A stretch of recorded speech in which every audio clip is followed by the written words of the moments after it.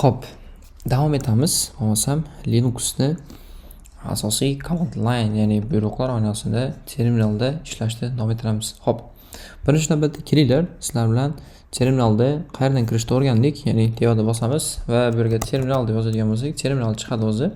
Terminal emulatorni bosamiz va adashmasam hozir Windowsda Ctrl Shift plus deb bosadigan bo'lsak, bu yaqinlashadi. Tak, xo'p, shunaqa qilib bemalol yaqinlashtirib olsangiz bo'ladi. Va birinchi kelinglar, bu yerda session, action, editing, view, help she'rdagilarni ko'rib chiqamiz. Bular nima?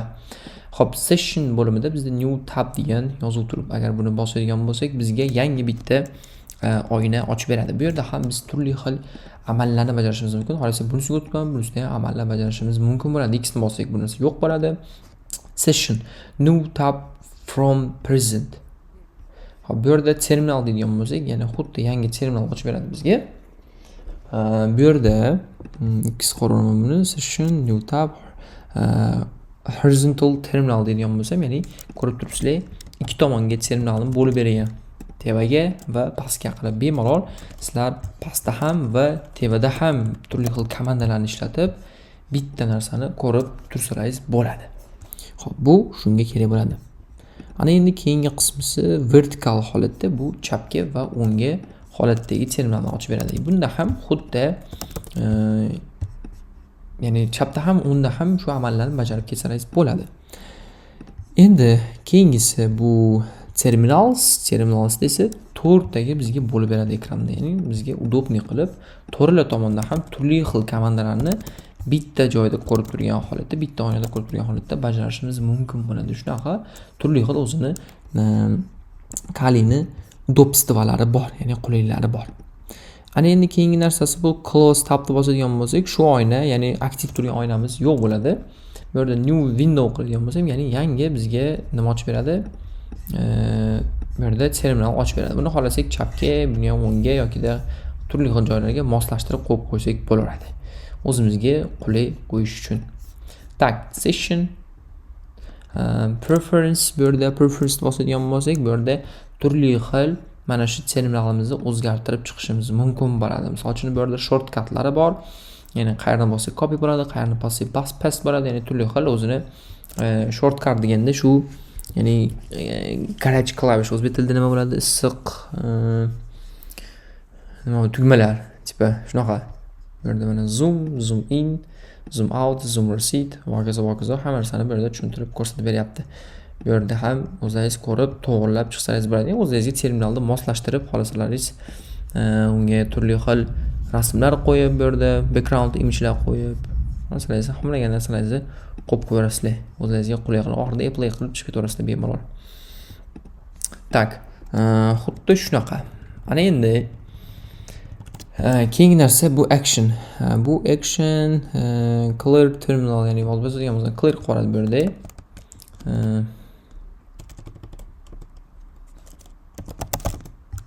Shunaqa, tak, yana bizda nima bu action go to, bu yerda shu bo'lishlar, editda paste, copy paste'lar, zoom in, zone yaqinlashtirishlar, bu yerda viewda full screen qilib beradi va hokazo. Bu yerda shu bor. Asosiy session qismida shular hisoblanadi. Ana endi kelinglar, bo'lmasam keyingi qismga o'tamiz.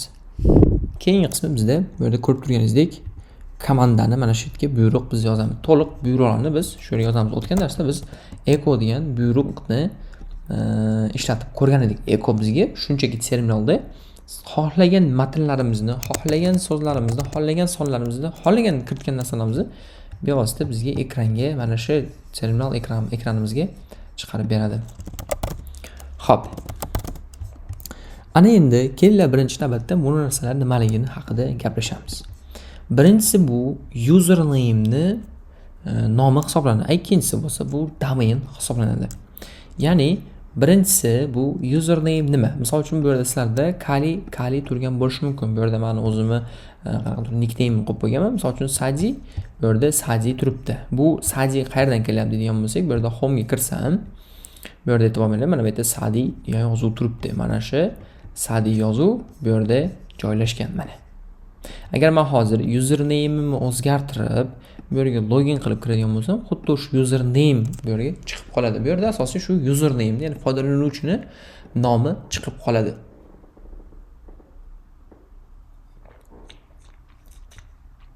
Bu yerda esa domaini hisoblanadi. Endi bu yerdagisi nima deydigan bo'lsak, bu yer path, ya'ni yo'l. Biz qayerda turgan bo'lsak, xuddi shuni ko'rsatib turadi. Bu to'liqincha nimani anglatadi? Ya'ni bu home directory degani hisoblanadi. Ya'ni biz hozir eng asosiy oynada turibmiz, ya'ni home directory. Ya'ni biz bu yerda buni chapga, buni esa o'ngga qo'ysam, biz mana shu oynada turibmiz hozir. Mana shu oynada. Mana shu narsa home directory, ya'ni sadi degani bu home directory degani hisoblanadi. Hop, shunaqa. Menimcha bu narsa sizlarga tushunarli bo'ldi. Ana endi kelinglar, bir boshdan biz keyingi byurolarimizga o'tamiz. Xo'p, keyingi byurolarimiz nima? Bu Eco'ni o'taylik. Misol uchun Eco'da bir ikkita narsa ko'raylik. Boshqa komandaga o'tishdan oldin. Misol uchun Eco dedim, salom hacker dedim, to'g'rimi? Bu yerda mana salom hackerni chiqarib berdim. Ana endi bu Eco komanda hisoblangandan keyin bu komandaning ichida ham turli xil o'zini funksiyalari bor. Misol uchun, ya'ni qo'shimcha xususiyatlari bor. Misol uchun Eco deymanda aytaylik, salom hacker deb turib, mana shu ikkinchi hackerni men tipa pastga, ya'ni bir qator enter tushirmash hacker so'zini bitta pastga tushirib olmoqchiman. Buning uchun nima qilaman degan bo'lsak, buning uchun biz mana shu Eco'ni xususiyatlaridan foydalanishimiz kerak. Xususiyat deganda, misol uchun mana shu -a bu xususiyat hisoblanadi. Endi bu yerga -a bu flag yoki option deyiladi. Buni keyingi darslarda ham yana bo'lib to'liqroq tushuntiraman. Hozircha buni qo'shimcha xususiyat deb tursangiz bo'ladi. Ya'ni birinchisi buyruq, qo'shimcha xususiyat va uni ma'lumoti. /n nima degani? /n bu enter degan ma'noda keladi. Enter deb bosadigan bo'lsa, mana e'tibor bersangiz, bu yerda hack degan yozuv pastga tushib qoldi. Yana bitta slash qo'yib turib, n qo'yadigan bo'lsa, bu yerda ikkita enter bo'ladi. Bitta, bu yerda ikkita enter pastga tushgan hisoblanadi. Xuddi shu mana shu /n -a ni qo'ysak, keyin biz mana shu /n larni ishlata olishimiz mumkin bo'ladi. Mana shu nima hisoblanadi? Ya'ni Eco komandasidan qo'shimcha xususiyatlaridan foydalanish deyiladi. Qo'shimcha sizlarda yana bitta komanda bor, bu clear, ya'ni clear bu mana shu to'lib ketgan ekranni tozalab olish uchun yordam beradi. Xo'p, ana endi kelinglar bir boshdan keyingi komandalarga o'tamiz. Ya'ni pwd, man va home komandalari hisoblanadi.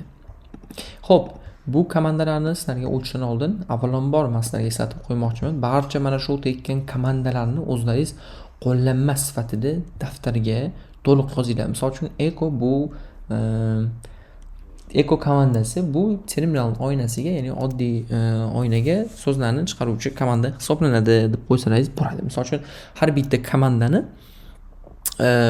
o'zini vazifasini yozib ketinglar. Sabab ertaga esdan chiqmasligi uchun va ko'p takrorlashga harakat qilinglar. Ana endi kelinglar, birinchi navbatda pwman va home ga qaytishimizdan oldin biz buyruqlar anatomiyasi degan narsani tushunishimiz kerak.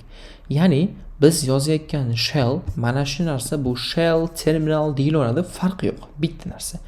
Shell orqali buyruqlarni kiritish tuzilishi 3 qismdan iborat. Ya'ni birinchisi komanda, option va argument.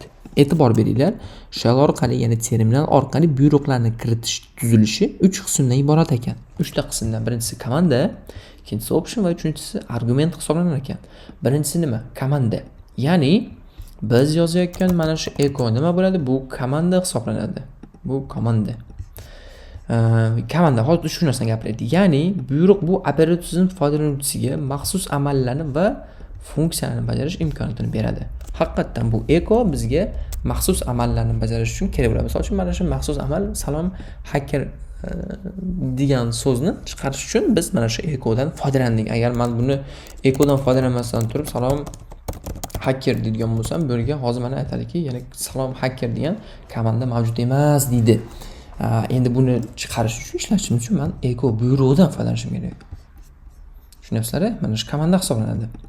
Endi ikkinchisi option yoki flag. Buyruq imkoniyatlaridan va maxsus xususiyatlaridan kengroq foydalanish imkoniyatini yaratadi. Biz tevada ko'rib o'tdik, echo -a va salom hacker dedik. Bu yerda nima qildik? Ya'ni slash qilib ikkita pastga enterga tushib olishimiz, ya'ni mana shu echo komandasidan echo'ni xususiyatlaridan foydalanish bo'ldi. -a bu xususiyat, ya'ni mana shu narsa option yoki flag deb nomlanadi. Bosaman, mana ko'rib turibsizlar. Narsa chiqdi. Xo'p, ana endi argument nima deymiz? Argument degani bu buyruqdan xususiy holatlar va fayllar uchun foydalanishda ishlatiladi. Buyruq davomidan yoziladigan keladigan barcha narsaga argument sifatida qarash mumkin. Shu jumladan optionga ham. Misol uchun, qaranglar, echo dedim, bu birinchisini komanda dedim. -a dedim, bu nima dedim? Buni flag dedim yoki option dedim. Ana endi salom hacker deb yozishim bu argument sifatida ketyapti. Endi bu yerda tushuntiryapti. Buyruqdan keyin mana shu buyruq komandadan keyin barchasi argument sifatida ham kirib ketaveradi deyapti. Mana shular hammasi argument sifatida ham ketaveradi. Lekin buni nomi option yoki flag deymiz, buni esa argument deb ketsak ham bo'ladi. Lekin aytilish bo'yicha echodan keyin nimadir farqi yo'q. Nima kelishidan qat'iy nazar hammasi argument sifatida ham, ya'ni aytilib ketaverar ekan. Xuddi shunaqa azizlar, bu narsani bilib olsalaringiz yaxshi bo'ladi. Kelajakda qiynalmaysizlar, kimdir so'raganda yoki kimgadir tushuntirayotganda bemalol tushuntira olasizlar. Eng yaxshi narsa bu kimgadir tushuntirish hisoblanadi, kimgadir dars o'tish bo'ladi hisoblanadi. O'shaning uchun o'zlaringiz ham o'zlaringizdan keyingi insonlarga iloji boricha tushuntirishga, ularga dars o'tishga harakat qilinglar. Shunda o'zlaringizda ham bu bilimlar mustahkamlangan holatda qoladi. Xo'p, endi keyingi komandamiz bu man, ya'ni bu manual deyiladi. Manual nima komanda degan bo'lsak, misol uchun echo -a dedim, to'g'rimi? Bu -a nima dedik? Mana shu komandani qo'shimcha xususiyatlaridan foydalanish. Ana endi bu qo'shimcha xususiyatni qayerdan oldim deydigan bo'lsak, birinchisi bu Google hisoblanadi. Misol uchun siz biron bir komanda haqida ma'lumot olmoqchimisiz, bevosita Google ga kirib turib foydalansangiz bo'ladi. Misol uchun nima? Echo flags deydigan bo'lsak yoki option deydigan bo'lsak, mana shu yerda bir dunyo ma'lumotlar chiqadi. E'tibor bersangiz, echo display message screen va hokazo bla. Bu yerda syntax yozilishi, bu yerda option mana shu aytganimdek option yoki flag -n bor ekan, new line tashlamasdan ketar ekan. Bu yerda mana -a bor, mana -n ishlatdik. New line yangi qator tashlab ketadi. Va hokazo hamma mana shu yerda ma'lumotlarni topsiz bo'ladi. Tushunasizlar, Google eng yaxshi yechim yoki-da bu AI hisoblanadi. ChatGPT, DeepSeek va hokazo AI lardan foydalansangiz ham bo'ladi. Lekin boshlanishiga sizlardan AI dan foydalanishga maslahat bermayman, sababi AI sizlarni dangasa qiladi, tayyor javoblarni berib qo'yadi. Shuning uchun o'zlaringizni sal qiynagan holatda, miyalaringizni qiynagan holatda Google dan yoki-da qo'llanmalardan o'qib tushunishga harakat qilinglar. Kelajakda bemalol sizlar kuchli pentester bo'lib yetishganlaringizda AI dan foydalanasizmi, ChatGPT dan foydalanasizmi, copy paste qilasizmi, buning umuman farqi yo'q. Zato siz уже pentestersiz kuchli. Xo'p, bizda bevosita man degan komanda bor va bizda man bu manual degan ma'noni anglatadi. Mana shu biron bir komanda haqida to'liq ma'lumot beradi. Ya'ni e'tibor berayotgan bo'lsangiz, man va komandaning nomini yozdim.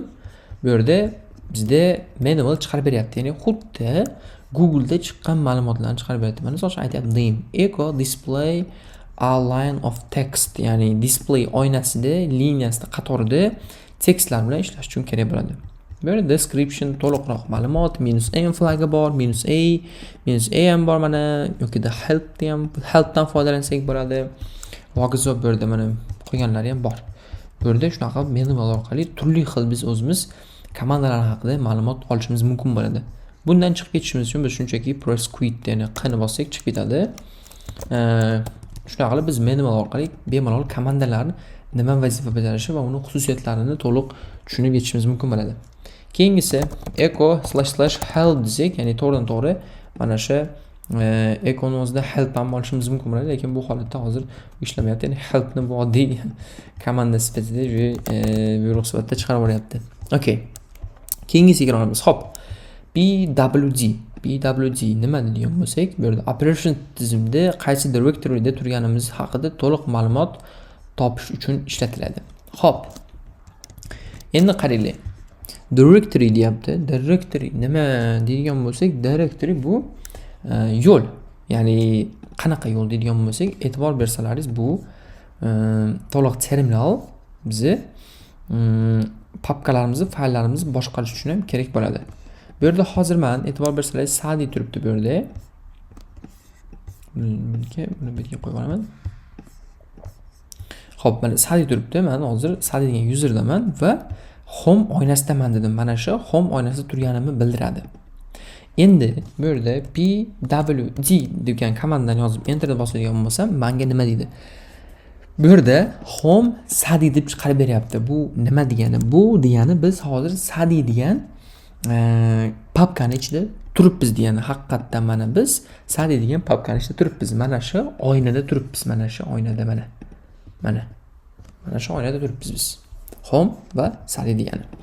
Endi buni tushuntirib beradigan bo'lsam, birinchisi nima? Birinchi slash bu root degan ma'noda keladi. Rootni hali yana sizlarga tushuntirib beraman. Ikkinchisi bu nima degan bo'lsa, kelar shuni bir boshdan kelamiz. Bu file system. File system mana shu mana e'tibor bersangiz, tayoqcha turibdi. Bu mana shu tayoqcha root degani hisoblanadi. Ana endi ikkinchisi home turibdi. Biz home degan oynaning ichida ham turibmiz. Bu yerda tushunasiz. Hali bu home va root hammasini o'tamiz hali olsa. Home mana. Endi home ga kirsam, e'tibor beringlar, nima deyapti? Mana slash home va yana slash turibdi mana. Endi qayta turibdi mana sadi va student degan ikkita yana mana shu foydalanuvchilar turibdi. Ya'ni bular userlar hisoblanadi. Mana. Endi men qaysi ichidaman? Hozir sadi degan papkani ichidaman. Bitta kirsam va bu yerda mana shu mana bitta ko'radigan bo'lsam home sadi degan yozib turibdi. Bu yerda ham terminalda ham men hozir home va sadi degan papkani ichida turibman. Endi bu sadi degan papkani ichida hamma mana shu papkalarimiz bor. PWD bizni qayerda turganimizni directoriesini ko'rsatib beradi. Umid qilaman sizlarga bu narsa tushunarli bo'ldi. Xo'p, endi keyingisi whoam bu nima degan bo'lsak, bu operation tizimida qaysi foydalanuvchi sifatida login qilganini va foydalanayotgan haqida ma'lumot beradi. Ya'ni to'liq bizga kim sifatida login qilib kirganimizni whoam chiqarib beradi. Xo'p, ana endi sizlar bilan ko'rishimiz kerak bo'lgan narsa keyingisi ls, cd, touch va mkdir komandalari hisoblanadi. Xo'p, ls nima vazifani bajaradi? Ya'ni list sorting, ya'ni turgan joyimizga nisbatan papka va fayllarni chiqarib beradi. Misol uchun ls deymanda, enter bosadigan bo'lsa, e'tibor bersangiz music, hs, downloads, documents, desktop degan papkalar va fayllar chiqyapti. Bu yerda ham xuddi shunaqa mana hozir sadini ichida turibman. Mana shu sadini ichida turgan joyimga nisbatan, ya'ni turgan joyimni qayerdaligini bilishim uchun pw qilaman. Ya'ni sadini ichida nima bor, qanaqa papka, qanaqa fayllar borligini bilish uchun ls qilaman. E'tibor bersangiz, mana shu sadi degan papka ichida mana shunaqa papka va fayllar borligini chiqarib beradi. ls bu biz qayerda turgan bo'lsak, shu papka va faylning ichida nima borliklarini to'liq bizga ko'rsatib chiqarib beradi. Clear qilib ekran tozalab olishimiz mumkin bo'ladi. ls manimcha tushunarli bo'ldi. Xo'p, ana endi keyingi buyrug'imiz bu touch. Touch bu bizga fayl yaratishda kerak bo'ladigan komanda hisoblanadi. Ana endi touch deymanda, touch turib misol uchun test.txt qilaman. Enter bosadigan bo'lsam, e'tibor bersangiz, men chap tomonda fayl yaratildi. Ya'ni test.txt degan. ls qilaman. E'tibor beringlar, bu yerda ham mana test.txt txt degan fayl yaratib qo'ydi bizga. Touch bizga asosiy papkalar ichida fayl yaratish uchun kerak bo'ladigan komanda hisoblanadi, buyruq. Xo'p, yana touchni qo'shimcha xususiyatlari bu fayl yaratish dedim. Touchga misol uchun bu yerda .txt yoki .py buni formatini berishimiz shart emas. Misol uchun oddiy salom deb yozib qo'ysak ham bu yerga mana salom degan fayl yaratib beraveradi. Touchga umuman farqi yo'q. Lekin agar biz biron bir ish qilayotgan bo'lsak, misol uchun aytaylik Python fayl yaratmoqchimiz yoki HTML fayl yaratmoqchimizmi, uni formatini berib ketishimiz kerak. Ya'ni .txt va hokazo qilib beramiz. Mana .html bizga yaratib berdi.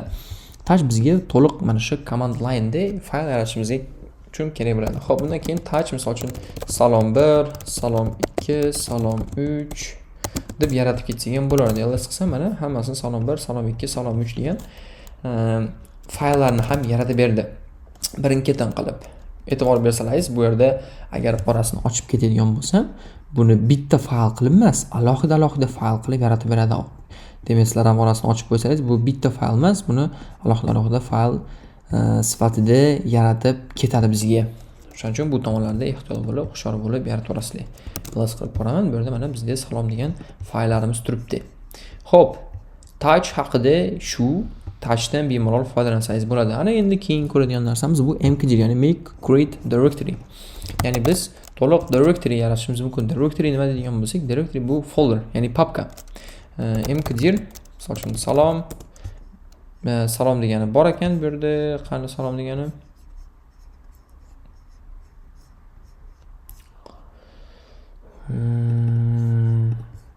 Okay. Mkdir test deyman, mana test degan papka yaratib beradi bizga. Tak, mana bu yerda yaratib berdi. Ls qilaman. Bu yerda ham test degan mana papka yaratib berdi. Mkdir bizga shunaqa papka yaratishimizga kerak bo'ladi. Bu yerda ham xuddi touchga o'xshab test 1, test 2 qilib ketishim mumkin. Orasini ochib ketmasam, menga turli xil fayllar yaratib, papkalar yaratib beradi. Mkdir bizga shu narsa uchun kerak bo'ladi. Ana endi birodarlar, biz hozir fayl yaratishdi, misol uchun touch orqali fayl yaratishdi va mkdir orqali folder yaratishni ko'rib o'tdik.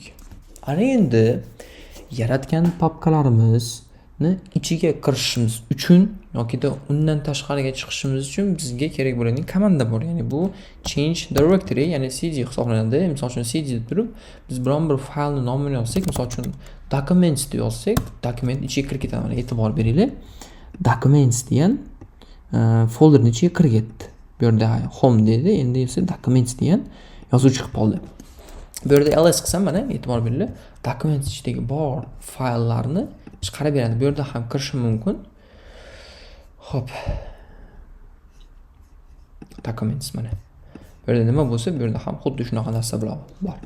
cd qilib men bemalol hozir mana web ichiga kirib ketishim mumkin. Mana ls web ichiga kirdim, index.html degan fayl bor ekan. Yoki orqaga qaytishim mumkin. cd2 nuqta bu orqaga qaytadi. Bemalol orqaga qaytib ketishlaringiz ham mumkin bo'ladi. Mana home oynasiga qaytdim, ls qilaman. Bu yerda mana study student degani bor. Yana bitta orqaga qaytadigan bo'lsam, bu yerda eng oxirgi mana e'tibor beringlar, slash degan papka turibdi. Ana endi biz home ga qaytib olishimiz uchun cd home va bu yerda enter bosib cd study deb yozsam, mana yana xuddi o'sha home oynasiga qaytib qoldi. Xuddi shu holatda biz bemalol cd 2 nuqta va to'g'ri yozib ketishimiz mumkin bo'ladi. Hop, birodarlar, yana bitta qo'shimcha aytib ketishim kerak. Bu yerda cd dan foydalanayotganda e'tiborli bo'lishingiz kerak. Misol uchun cd document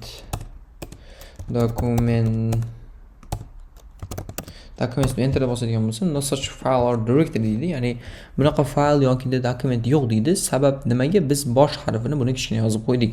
Shuning uchun har bitta kirmoqchi bo'lgan yoki chiqmoqchi bo'lgan faylimizni nomini to'g'ri yozishimiz kerak. Bu holatda mana bizga to'g'ri yozadi va to'g'ri kirib ketadi. Xuddi shunaqa birodarlar.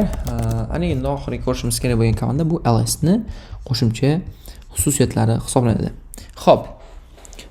ls ni men sizlarga tushuntirdim, ya'ni turgan joyimizga nisbatan papka va fayllarni ko'rsatib beradi. Lekin uni qo'shimcha xususiyatlari bor. Misol uchun boshqa fayllarni ham ichini ko'ra olish mumkin bo'ladi. Misol uchun relative path orqali, ya'ni nisbiy joylashuvga nisbatan ishlatiladi. Misol uchun men ls qilaman, bu yerda ko'rishlaringiz mumkin desktop yoki documents degan papkalar bor. Endi men documents ichidagi narsalarni ko'rishim uchun ls bu yerda documents desam, enter bossam, mana shu documents ichini ko'rib beryapti. Men buni ichiga kirib turib, keyin ko'rishim shart emas. Ya'ni to'g'ridan to'g'ri ls documents deb yozib ko'rsam bo'ladi. Bu nima deyiladi degan bo'lsak, bu relative path deyiladi. To'liq buni yozib ketish mumkin. ls misol uchun documents ichiga kiraman yoki undan keyin webga kiraman, mana webda yozaman, enter bosgandan so'ng web ichidagilarni ko'rsatib beradi hammasini. Xo'p, endi keyingisi bu absolute path, ya'ni siz biron bir papkani ichida ko'rmoqchi bo'lsangiz, absolute pathdan ham foydalansangiz bo'ladi. Misol uchun bitta orqadagi papkani ko'rmoqchisiz, aytaylik. Orqadagi papkani ko'rish uchun siz shunchaki nima qilishingiz kerak? Ya'ni eng boshdan kelishingiz kerak. Bu ls, misol uchun eng boshda bu home, bu yerda sadi bor. Misol uchun enter bosgan bo'lsa, mana sadi ichidagi bor papkalarni, fayllarni ko'rsatib beradi bizga. Endi undan keyin mana download ko'rsangiz ham bo'ladi. Mana ko'rishingiz mumkin. Bu yerda download ichidagilarni ham ko'rsatib beradi. Ya'ni biz birontasiga kirganimiz yo'q ichiga. Shunchaki shu ls ni o'zini relative va absolute pathlardan foydalangan holatda bularni ko'rib chiqyapmiz biz. Xo'p, birodarlar, yana ko'rishimiz kerak bo'lgan narsa bu 3 ta ls ni qo'shimcha xususiyatlari, ya'ni flaglarini ko'rib chiqamiz. Bu yerda ls-l. Xo'p, ls-l. Bu nima qiladi degan bo'lsak, ls-l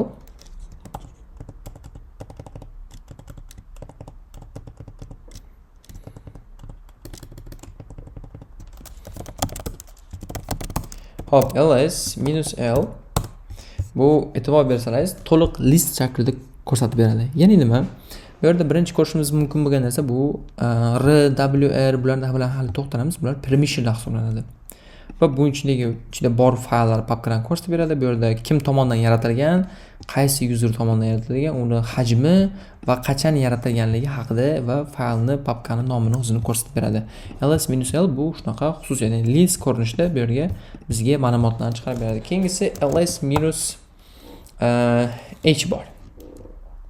Ya'ni -l ishlataylik. -h, -l.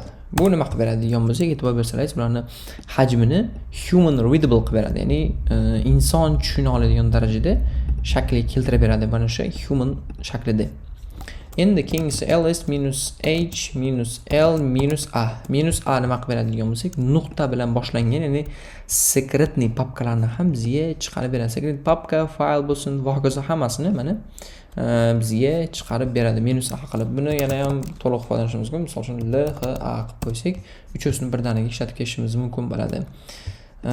Umumiy holatda hozir men sizlarga tushuntirmoqchi va yetkazmoqchi bo'lgan ma'lumotlarim xuddi shulardan iborat edi. Shu qo'llanmalarni o'qib chiqqan holatda o'zlaringiz ham bir boshdan hammasini sinab ko'rib, bajarib ko'ringlar. Xo'p, bo'lmasam men shu joyda darslikni tugataman.